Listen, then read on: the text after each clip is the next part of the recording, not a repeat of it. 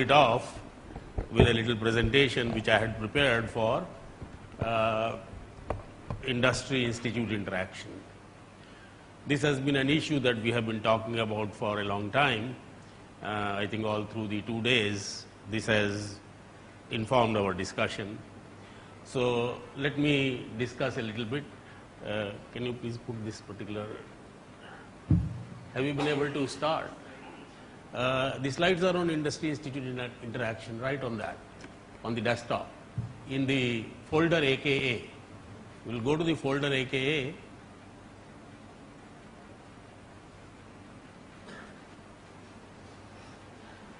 Now, yeah, in the folder, there is a folder AKA.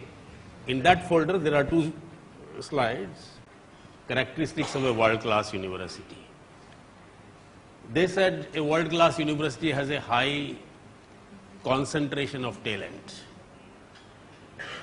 Unless you have a good concentration of talent, it cannot be a great university. Abundance of resources. You will have to help me by changing the slides. Yeah, please go to the next slide. Next slide, next one. Yeah, abundance of resources. Now this is something which the Chinese government has already done. I don't know what RUSA is going to bring. Till now, we never had abundance of resources. Autonomous governance, and of course a few other things. Let's go to the next slide, which talks about Harvard. Please go to the next slide. You'll have to help me, yeah. Now, this one talks about the kind of situation we have in our country. The Harvard slide says, if you will go just back, yeah. Why is Harvard first?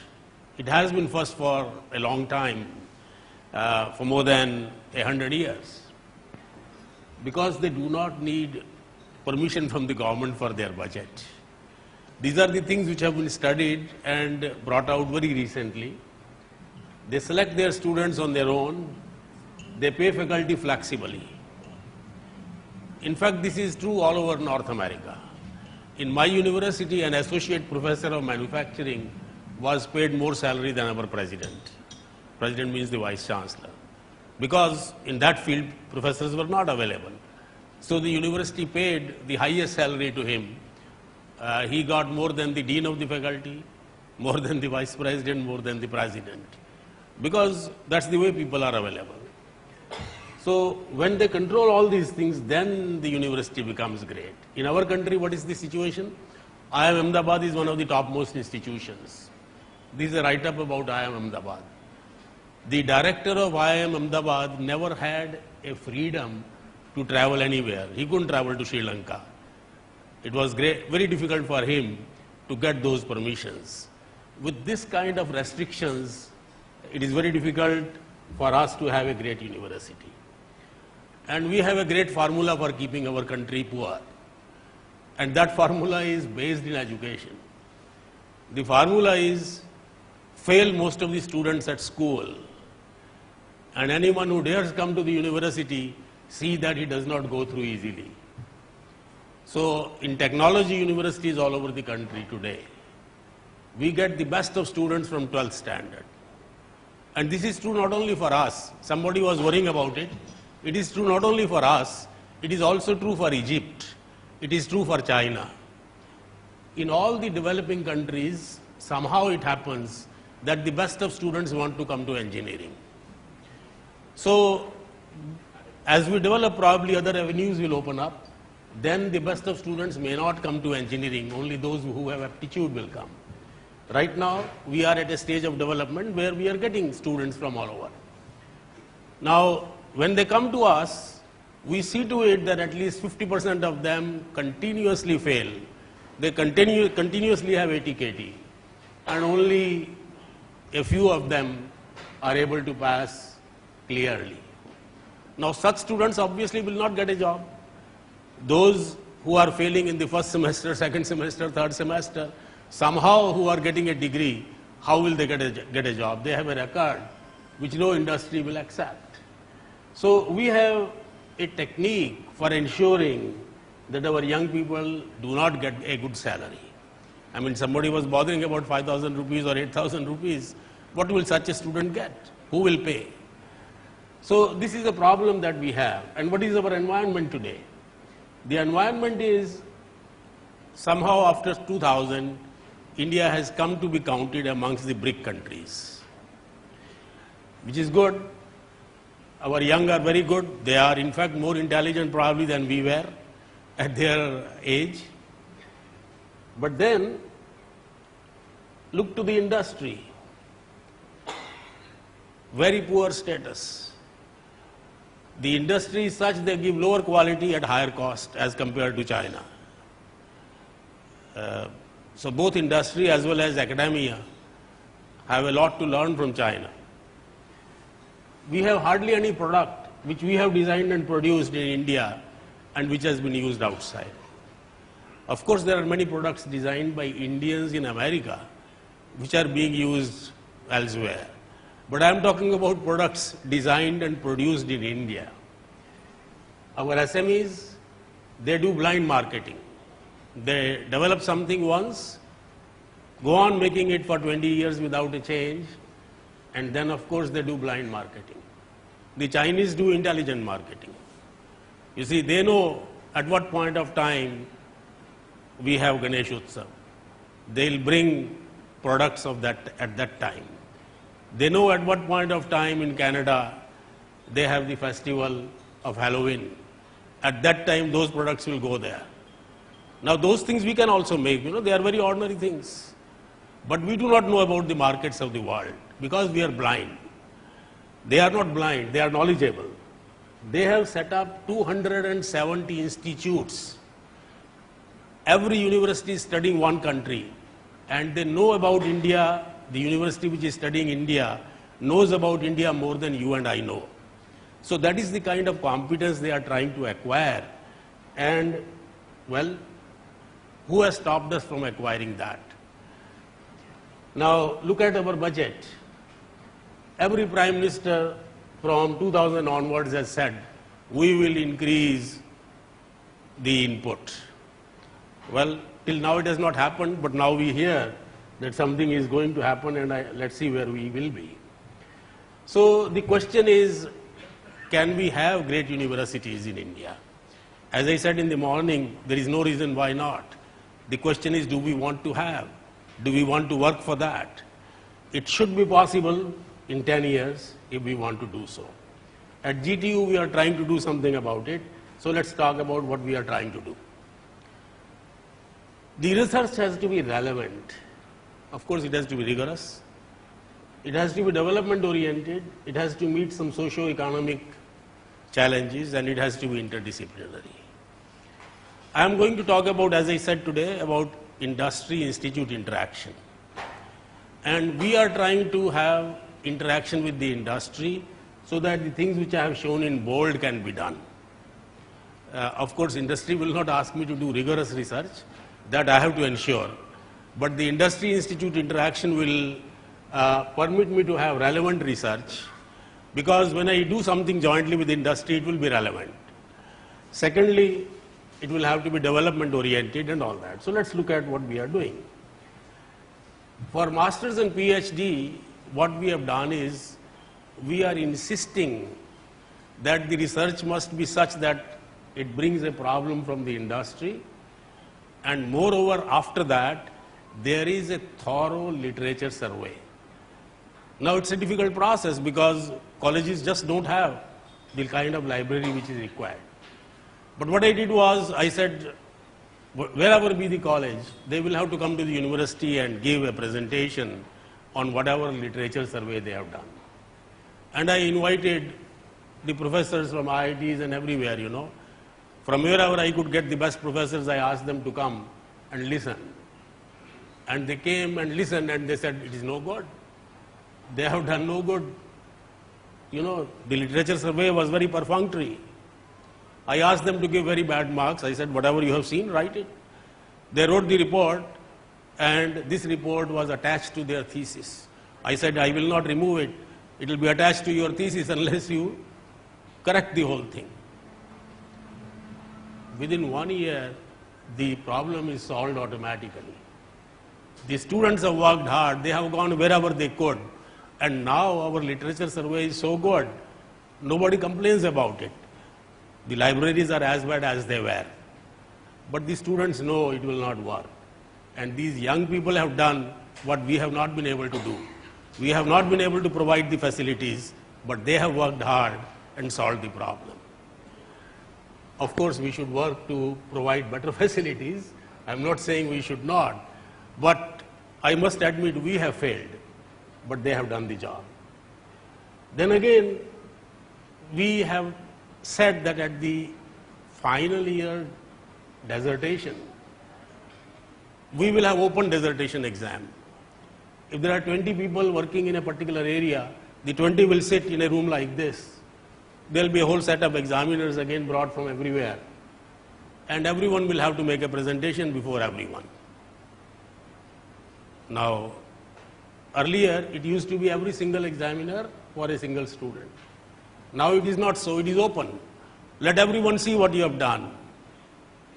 And just this openness where the supervisors know that their student is presenting and he is presenting before all the others. And where 20 supervisors are sitting, 20 students are sitting, and there are some external examiners. This openness has created a situation where this year, in March 2013, an Indian professor, a professor of Indian origin in US, he examined 27 theses. He said at least 50% of them are of American standard. What I'm trying to say is, without doing much that we should do, and we have not done, our students have done well. They are doing something by just making the whole thing open, by challenging them, and they have accepted the challenge and done the job. Of course, it is for us also to accept the challenge and provide the best of facilities, where of course we are failing as vice chancellors. But what I am trying to say is, give the challenge to the young and they will do it. Let's also try to accept the challenge and do whatever we can.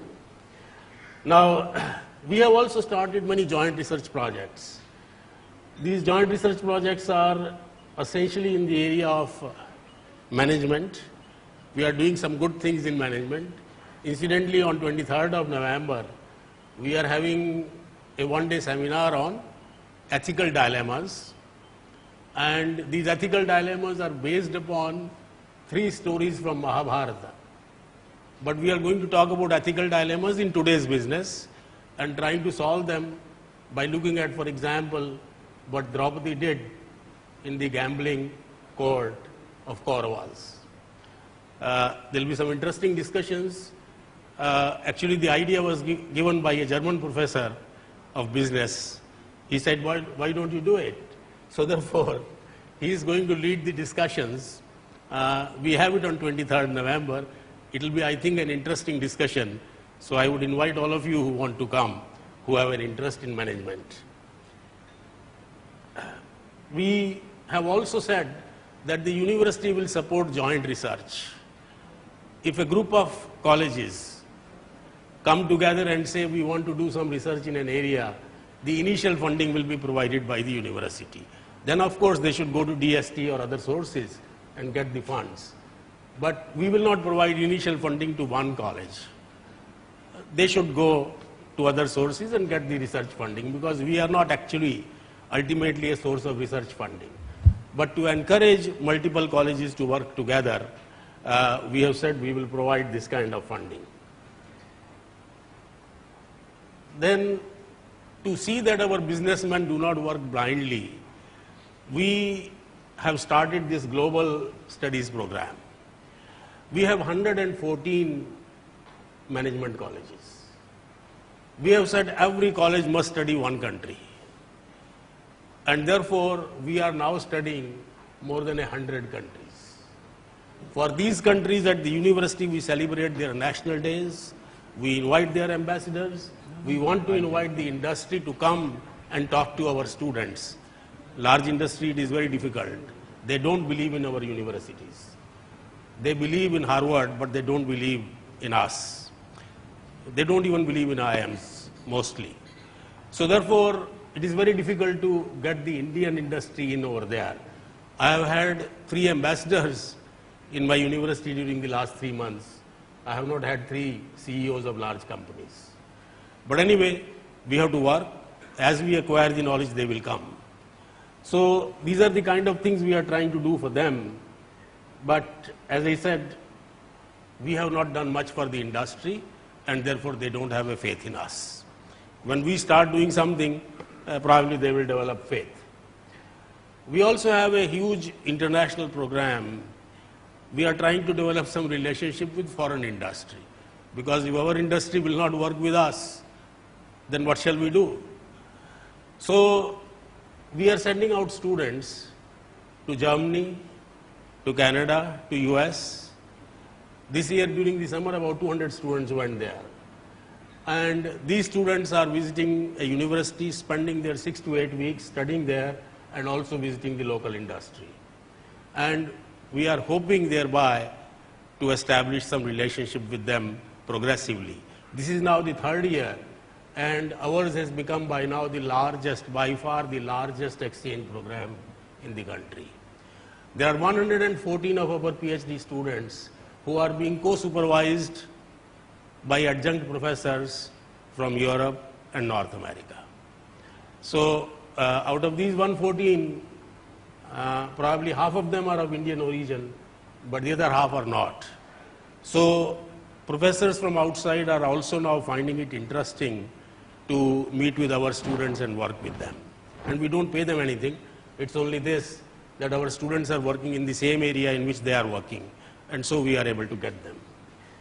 As our reputation builds up, we will have more people, but right now, as you know, we are an ordinary university, we are not an IIT.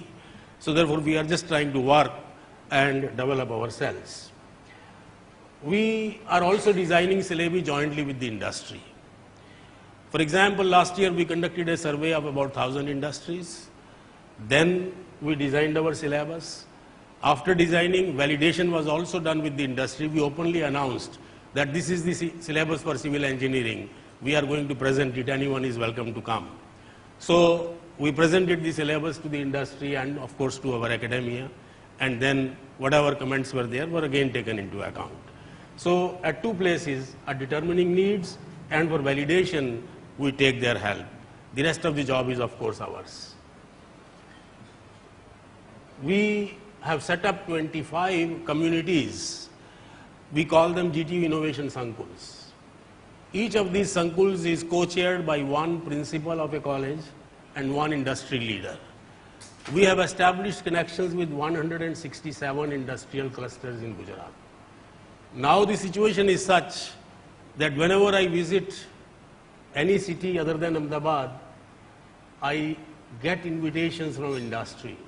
In fact, as soon as they come to know, some industry association will write to us saying that I must visit the industry and talk to them. And therefore, a good relationship with the industry is being established. We have about 125 industry leaders who are members of our Sankul committees. So these are the Sankul committees which we are using to penetrate the small and medium enterprises. 73% of the 17,000 projects were industry based, 27% were not. There are some industries where we are weak, you see, and those projects are entirely college based. As I said in the morning, 1900 of these industries have benefited from the projects. Then again, we have set up 3 skills councils. These are for MBA people. These have not yet taken off as well as the the Sankuls, but we hope that they will also take off equally well. We have established at the colleges innovation clubs. Right now we have succeeded in establishing 296 of them, but we have about 500 colleges. So these are the clubs which are working as extension centers for the activities being done at the university, and they are also working as technology clubs. Like we have a mobile and wireless technology club. We have an open source technology club. Like that. See, what we want to do is to talk about all different kinds of technologies, and for these, the students should work and do something. So that is basically the idea. we want the faculty to visit industries and work with industry leaders. In colleges where the teachers have taken interest, there is a great success in our Sankuls. Wherever the college teachers don't take a direct interest, we have weaknesses. In all the 25 Sankuls, we are not equally strong. You see, there are some Sankuls which are doing great, but there are some Sankuls which are very weak. But we are trying to work in all of them. The point is, a Sankul is strong where the teachers also take an interest and try to develop a relationship. The university can only provide a framework. Ultimately, the colleges have to develop a relation. If a college does not want to develop a relation with the nearby industry, we cannot really force it on them. So that is the way things are going. But I think out of 25 Sankuls, about 10 are doing extremely well, another 10 are doing reasonably well, but the other 5 are very weak. We are working on all of them, but that's the way the situation is. Now, industry orientation is very, very important, and in 2013 we have had some new successes. For the first time, an industry has come forward to offer to 25 of our students, which is a small number of course, but then this is only the beginning. Because it was the beginning, so I went myself to that industry when they wanted to offer it. So they are offering scholarships for 9 months to the 25 students who are doing the project there. The students will work every Saturday and Sunday in the industry, and they will get 5,000 rupees per month. This is a beginning. In fact, the industry should pay. My wife has been going with me to the industry for 3 years, and she has been telling them, all of them, why is it that the Canadians pay and you are not paying? Why do you want to take free service from our students? But of course, my interest has been to somehow go into the industry, because our students were earlier not allowed entry also. So right now I am only making efforts in that direction, though she goes on talking about it. Ultimately, we have got a small success. 25 students are now getting a scholarship. In fact, we hope ultimately that this will spread and more students will start getting the stipend. Because when they work for the industry, they should. This year we have also started another new thing. We are now asking every student who does his final year project to study the patents in that area and give a patent analysis report. 39,000 students were supposed to do it. 25,000 have already done it. We are following up with the remaining 14,000. The last date is already over. They are going to lose some marks for that. But then losing marks is one thing, getting the job done is another. So we are just right now pushing that particular process. We have also started, now that our students have already gone out, the process of entrepreneurship development. We call it S4. Now these S4 co-creation centers have been established, and the students are working there sometimes right up to the morning. They are really worked up and charged up, to start their own industry. One student has already started the industry, and within 1 year, his turnover has gone to 1.5 crores. But these are just the beginnings. We think about 25 industries have been started during this year, during 12-13, and they are doing well. We are just trying to support them with ideas and with mentors from the industry. Luckily, mentors from the industry are coming over. Sometimes they are spending hours with them and discussing what the problems are. But this is again just start of another new activity. This will have to be developed further so that new industries can develop on the basis of the new projects.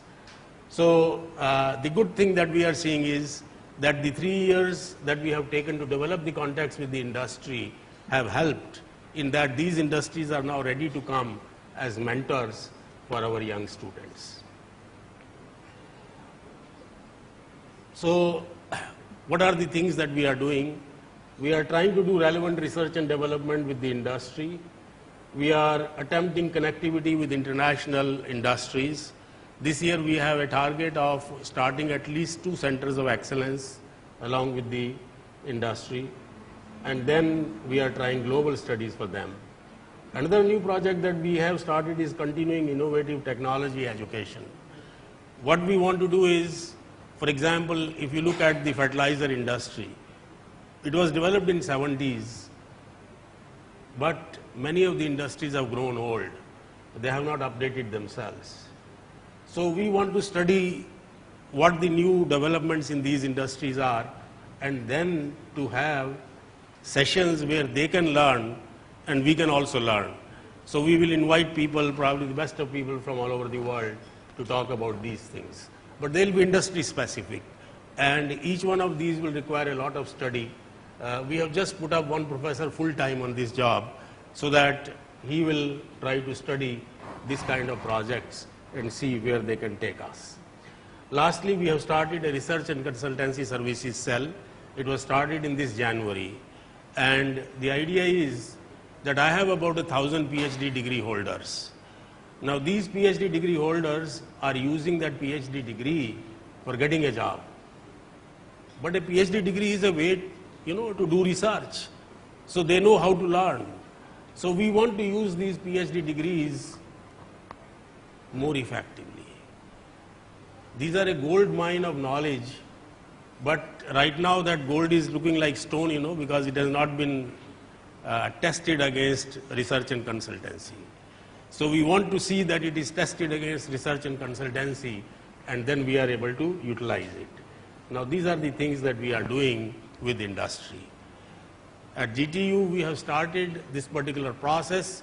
I must tell you, we are very weak in having good relations with large industry, but we are very strong in having good relations with small and medium enterprises.